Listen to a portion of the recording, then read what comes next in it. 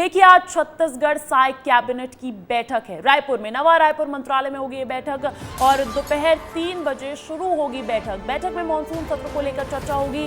कई महत्वपूर्ण बिंदुओं पर भी चर्चा होने की संभावना बताई जा रही है और ये कैबिनेट बैठक इसीलिए भी खास हो जाती है क्योंकि अभी दिल्ली से मुलाकात करके, तमाम केंद्रीय नेतृत्व से मुलाकात करके सीएम विष्णुदेव साय छत्तीसगढ़ लौटे हैं और अब जहां कैबिनेट की बैठक है तो माना जा रहा है कि कई महत्वपूर्ण बिंदुओं पर चर्चा हो सकती है। वहीं देखिए, आगामी मॉनसून सत्र को लेकर भी चर्चा संभव है। बैठक में मॉनसून सत्र को लेकर चर्चा होगी जो कि 22 जुलाई से शुरू होने जा रहा है छत्तीसगढ़ में और इस मॉनसून सत्र को इसीलिए भी खास माना जा सकता है क्योंकि बजट पेश किया जाएगा। तो नवा रायपुर मंत्रालय में होगी बैठक, दोपहर 3 बजे शुरू होगी ये बैठक। इस खबर पर अधिक जानकारी ले लेते हैं। मेरे साथ जुड़ गए मेरे सहयोगी नितेश गर्ग रायपुर से।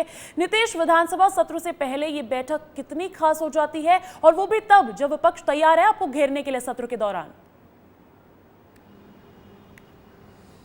बिल्कुल अंजलि, सही कहा आपने। बहुत ही खास और महत्वपूर्ण कैबिनेट बैठक है। पिछली बार भी जुलाई में ही बैठक हुई थी 9 तारीख को और उस दिन बड़े महत्वपूर्ण फैसले लिए गए थे, जैसे कि नई शिक्षा नीति को लेकर हो या फिर अन्य चीज़ों को लेकर हो, पाठ्यक्रम को लेकर हो, फिर चाहे पीएम आवास योजना को लेकर हो।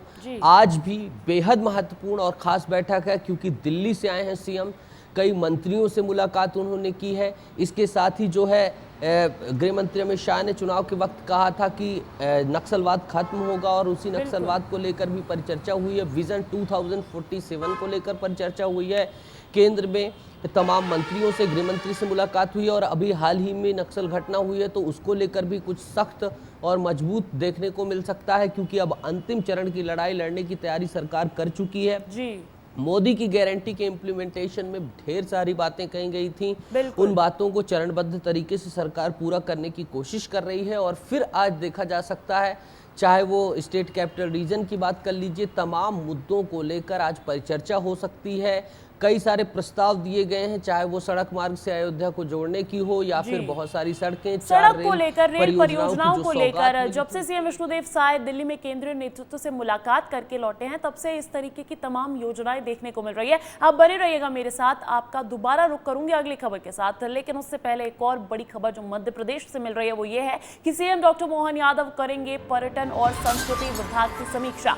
मंत्रालय में होगी बैठक, धार्मिक स्थलों में निर्माण कार्य की भी होगी समीक्षा। धार्मिक क्षेत्र को पर्यटन से जोड़ने के लिए बैठक में चर्चा होने वाली है। तो देखिए, अब सरकार का फोकस जो है वो पर्यटन क्षेत्रों पे है क्योंकि अच्छा रेवेन्यू पर्यटन क्षेत्रों ने धार्मिक क्षेत्रों में दिया था। तो देखिए, सीएम डॉक्टर मोहन यादव आज पर्यटन और संस्कृति विभाग की समीक्षा करेंगे। मंत्रालय में ये बैठक होने वाली है। धार्मिक स्थलों में निर्माण कार्य की भी समीक्षा की जाएगी और धार्मिक क्षेत्र को पर्यटन से जोड़ने के लिए बैठक में चर्चा होगी। तो ये तमाम वो चीजें हैं जिनको लेकर आज समीक्षा की जाएगी, बैठक की जाएगी। महाकाल लोक के निर्माण के बाद प्रदेश के कई धार्मिक स्थलों को सरकार बड़े स्तर पर बदलाव में करना चाहती है और उसको लेकर तमाम समीक्षा की जा रही है। इस खबर पर अधिक जानकारी ले लेते हैं। मेरे साथ जुड़ गए हैं मेरे सहयोगी विवेक भोपाल से, सीधा उनका रुख कर लेती हूँ। विवेक, हम देख रहे हैं कि सीएम का फोकस खासकर की संस्कृति और धार्मिक स्थलों पर नजर आ रहा है। अब इस पर क्या अपडेट है? देखिए, 11 बजे से ये मोहन यादव मुख्यमंत्री पहुंचेंगे मंत्रालय और मंत्रालय में संस्कृति विभाग और पर्यटन विभाग दोनों के अधिकारियों के साथ चर्चा करेंगे और सरकार मध्य प्रदेश में बड़े स्तर पे महाकाल लोक की तरह ही प्रदेश के कई धार्मिक स्थलों को तैयार कर रही है। वहाँ पे विकास कार्य किए जा रहे हैं। ठीक इसी बात की समीक्षा की जाएगी कि आखिर काम कहाँ तक पहुँचा। इसके अलावा इन धार्मिक स्थलों को पीएम श्री हवाई सेवा से भी जोड़ा जा रहा है जिससे कि पर्यटन के क्षेत्र में भी बढ़ोतरी हो। धार्मिक और पर्यटन दोनों विभागों की समीक्षा होगी और सबसे महत्वपूर्ण बात है कि मुख्यमंत्री के आज शेड्यूल में इन 2 घंटे के मंत्रालय के कामकाज के अलावा उनका 4 घंटे तक समय जो है वो आरक्षित किया गया है। मुख्यमंत्री ने आरक्षित रखा है और मुख्यमंत्री आवास में कई बीजेपी की पदाधिकारियों के साथ बैठक भी हो सकती है क्योंकि मध्य प्रदेश में आने वाले दिनों में विजयपुर, बीना और बुदनी में चुनाव होने हैं। ऐसे में जो संगठन की तरफ से चर्चा होनी है वो मुख्यमंत्री आवास में फिलहाल संगठन के पदाधिकारियों के साथ मुख्यमंत्री कर सकते हैं। लेकिन मंत्रालय में सिर्फ संस्कृति और पर्यटन विभाग के अधिकारियों के साथ मुख्यमंत्री की बैठक होगी। हालांकि पिछले दिनों में मुख्यमंत्री बैठक करना चाह रहे थे, लेकिन समय कम था उस वक्त, तो संस्कृति और पर्यटन दोनों ही विभागों के अधिकारियों को ये कहा गया कि आने वाले कुछ दिनों में बैठक होगी। लिहाजा मुख्यमंत्री ने आज दोनों ही विभागों के अधिकारियों के साथ बैठक करने का फैसला किया है। प्रमुख सचिव से लेकर सचिव स्तर तक के अधिकारी इस बैठक में मौजूद रहेंगे। आने वाले दिनों में सरकार इन दोनों ही विभागों में क्या बड़े काम कर सकती है, इसको लेकर चर्चा होगी। अंजलि, बिल्कुल, इसको लेकर चर्चा होगी। बहुत बहुत शुक्रिया विवेक तमाम जानकारी के लिए। बढ़ते हैं अगली खबर की ओर। देखिए, पटवारी संघ की हड़ताल अब खत्म हो गई है। ये बड़ी राहत वाली खबर है। आज से काम पर लौटेंगे पटवारी। मंत्री टंकराम वर्मा से पटवारी संघ ने मुलाकात की थी। राजस्व मंत्री टंकराम वर्मा ने इसकी जानकारी दी है। 32 सूत्रीय मांग को लेकर हड़ताल पर थे पटवारी और अब ये जानकारी निकलकर सामने आ रही है कि ये हड़ताल खत्म हो गई है। मैं आपको बता दूं, 8 जुलाई से हड़ताल चल रही थी। हड़ताल के चलते आय, जाति, निवास सहित विभिन्न राजस्व संबंधी कार्य ठप हो गए थे, लेकिन अब ये राहत भरी खबर मिल रही है। मंत्री टंकराम वर्मा ने ये जानकारी दी है कि अब पटवारी संघ की हड़ताल खत्म हो गई है और आज से काम पर लौटेंगे पटवारी। इस खबर पर भी अधिक जानकारी ले लेते हैं। मेरे साथ बने हुए मेरे सहयोगी नितेश गर्ग। नितेश, 8 जुलाई से चल रही हड़ताल खत्म कर ली है, राजस्व कामकाज चल सकेगा। अब क्या आपसी सहमति देखने को मिली है? देखिए, राजस्व मंत्री टंकराम वर्मा और जो है जैसा कि राजस्व सचिव अविनाश चंपावत ने पहल की, किसके कहने के बाद सीएम विष्णुदेव साय लगातार चिंतित थे इस बैठक को लेकर, क्योंकि 32 सूत्री मांगों को लेकर 10 दिन से ज़्यादा समय से पटवारी अपनी जो है मांग को लेकर बैठे हुए थे। अनिश्चितकालीन धरने पर गए थे। नक्शे के काम, खसरे के काम, पंजीयन के काम, सभी तरह के काम अटक गए थे और जो पटवारियों की मांगे थी, जैसे कि ऑनलाइन अपग्रेडेशन की बात कर लीजिए, भूइयां ऐप की में अपग्रेडेशन की बात कर लीजिए, तमाम तरह की नस्तीबंदी, खसरा, प्रिंटर और जो टेक्निकल अपग्रेडेशन है उसकी मांग भी प्रमुख रूप से थी और इसके साथ ही उनकी अन्य प्रमुख मांगे थी। राजस्व मंत्री टंकराम वर्मा, उनके सचिव, इन सभी ने मिलने के बाद जो है पटवारी संघ के अध्यक्ष और उनका भी मंडल मिला और इसके बाद एक सहमति बनी कि आपकी मांगों पर विचार किया जाएगा। इस हड़ताल को अभी खत्म करना जरूरी है। सुखद है क्योंकि पिछले 10 दिनों से तमाम छत्तीसगढ़ के निवासी परेशान थे और अब ये हड़ताल खत्म हो गई है। आज से फिर से जो है तहसीलें हैं उनमें आज से फिर लोग से जा सकेंगे, राजस्व पटवारियों के कामकाज माध्यम जो से है वो काम पटरी पर लौट आएगा, क्योंकि अब पटवारी लौट आएंगे। बहुत बहुत शुक्रिया नितेश तमाम जानकारी के लिए। जहां उज्जैन थाना क्षेत्र के नागझिरी के हामुखेड़ी में देर रात बीजेपी नेता प्रकाश यादव को रिटायर्ड सेना के जवान ने गोली मार दी। मामला बच्चों के बीच लेन देन के विवाद का होना बताया जा रहा है। अब गोली चलाने वाला आर्मी से रिटायर्ड जवान है। विवाद के दौरान पुलिस मौके पर पहुंच चुकी थी। उसी दौरान गोली चलने का घटनाक्रम हुआ जिसमें पुलिसकर्मी भी बाल बाल बच गए। एसपी प्रदीप शर्मा ने बताया कि हामुखेड़ी में रहने वाले भदौरिया परिवार और यादव परिवार के बच्चों के बीच लेन देन को लेकर विवाद हुआ था। रात को उक्त विवाद को लेकर दोनों पक्ष आमने सामने हो गए। इस दौरान भदौरिया परिवार के सुरेंद्र प्रताप सिंह ने अपनी लाइसेंसी पिस्तौल से गोली चलाना शुरू कर दिया और एक गोली यादव परिवार के प्रकाश यादव को लगी और वो घायल हो गए। सुरेंद्र प्रताप सिंह ने पुलिस के सामने 3 से 4 बार फायरिंग की और इस दौरान कुछ पुलिसकर्मी भी बाल बाल बच गए। प्रकाश यादव को तत्काल निजी अस्पताल में भर्ती कर इलाज के लिए आईसीयू में भर्ती कराया गया, जहां उनकी हालत अब खतरे से बाहर बताई जा रही है। रात्रि में करीबन 12:30 पौने 1 बजे नागझिरी थाना क्षेत्र में श्री प्रकाश यादव हैं, इनके और एक एसपी भदौरिया, ये रिटायर्ड फौजी हैं, इनके पास लाइसेंसी पिस्टल है। इन दोनों के बीच में कुछ विवाद हुए। पुलिस वहाँ मौके पे मौजूद थी और प्रकाश यादव जी को इनके घर के सामने पूरा मामला समझ रही थी। इसी दौरान ये सुरेंद्र प्रताप जो भदौरिया ये आए, इन्होंने अपनी लाइसेंसी पिस्टल से फायर किए जो प्रकाश यादव जी को दाहिनी तरफ छाती पर लगी। अभी उनका इलाज है संजीवनी अस्पताल में, खतरे से बिल्कुल बाहर है। क्या है पूरा मामला और ताज़ा अपडेट्स जानने के लिए रुक करूंगी मेरे सहयोगी संतोष कृष्णानी का फोन कॉल पर जुड़ गए मेरे साथ। संतोष जी, ये एक रिटायर्ड फौजी ने एक बीजेपी नेता को गोली मार दी और वो भी बच्चों के विवाद को लेकर, ये क्या है पूरा मामला और अभी घायल के स्वास्थ्य पे क्या अपडेट्स है?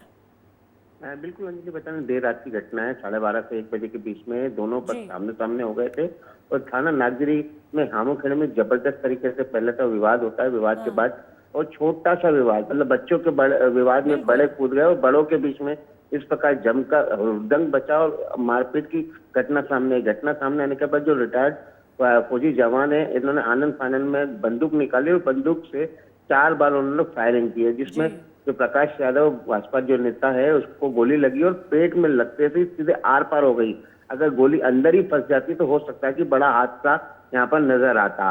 और उसके बाद भी उसने जो सुमेर सिंह भदौरिया है, उन्होंने आनंद फानंद में 4 बार राउंड फायर किए और इसमें जो थाना पुलिस नागजिरी के प्रभारी हैं, उनके आरक्षक है, वो भी बाल बच गए हैं। ऐसे में पुलिस अधीक्षक को तत्काल खबर लगी, तत्काल रात्रि में ही पुलिस अधीक्षक एडिशनल लगे सभी वहां पर मौके पर पहुंच गए। उसके बाद मामले को पूरी तरह शांत कराया और जैसे ही जो प्रकाश यादव भाजपा नेता है उनको गोली लगी तो तत्काल एम्बुलेंस में बिठाकर उन्हें निजी अस्पताल में भर्ती कराया गया, जहां डॉक्टरों की देखरेख में अभी भी उनका आईसीयू में इलाज चल रहा है। लेकिन डॉक्टरों ने प्रथम दृष्टया बताया कि खतरे से बाहर बताया जा रहा है। बिल्कुल खतरे से बाहर बताई जा रही है अभी हालत, ये राहत भरी खबर है। लेकिन ये भी सोचने वाली बात है कि मामूली सी बात पर आखिर आपका पेशेंस कहाँ है कि समाज के 2 जिम्मेदार लोग इस तरीके की हरकत कर बैठते हैं। बहुत बहुत शुक्रिया संतोष जी तमाम जानकारी के लिए। बढ़ते अगली खबर की ओर। देखिए, दिल्ली दौरे से रायपुर लौटते ही सीएम विष्णुदेव साय ने रामकृष्णा हॉस्पिटल पहुंचकर घायल जवानों से मुलाकात कर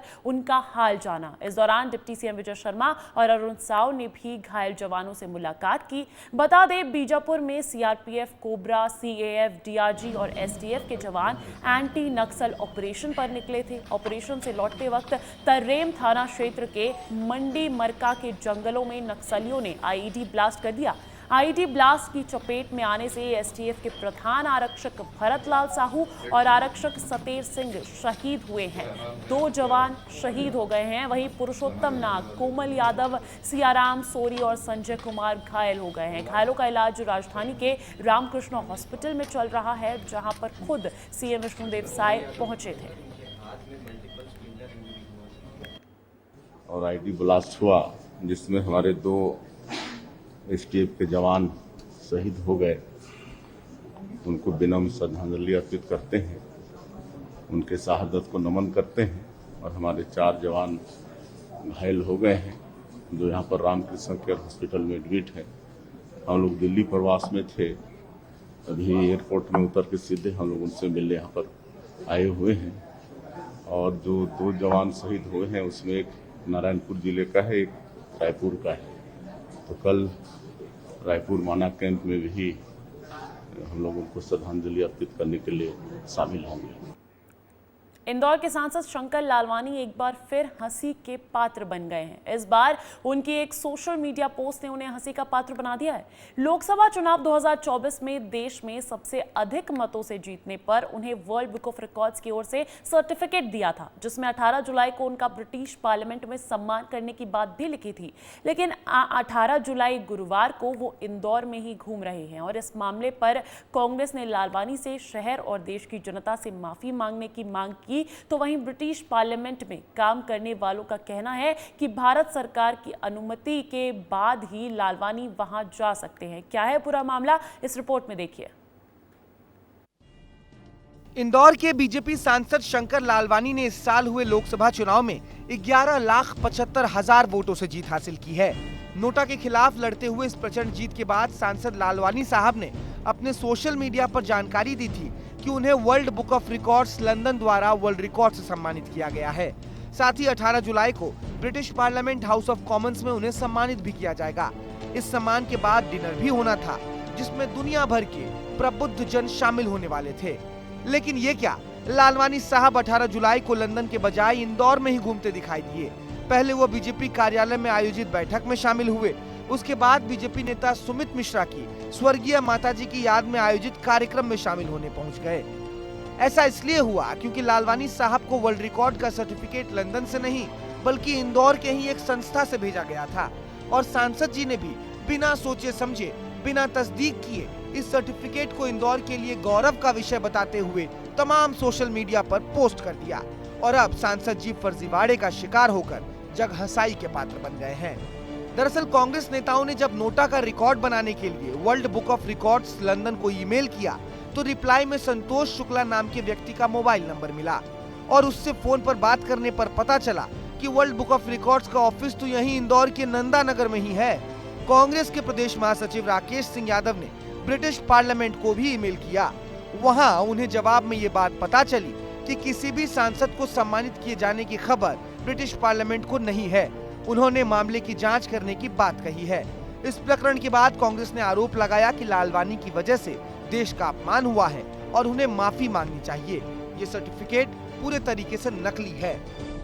आज हमने वहाँ मेल भेजा है, वो एजेंसी जांच करेगी, वो भारत सरकार को लिखेगी कि इस तरह की धोखाधड़ी की जा रही है, तो देश का अपमान होता है। तो देश के अपमान के लिए इंदौर से माफ़ी मांगे। देखिए 100% फर्जी है ना। आप पर्दे से पूरा नंदनगर चले जाइए, 3-4 वर्ल्ड बुक ऑफ रिकॉर्ड तो वहीं मिल जाएंगे आपको।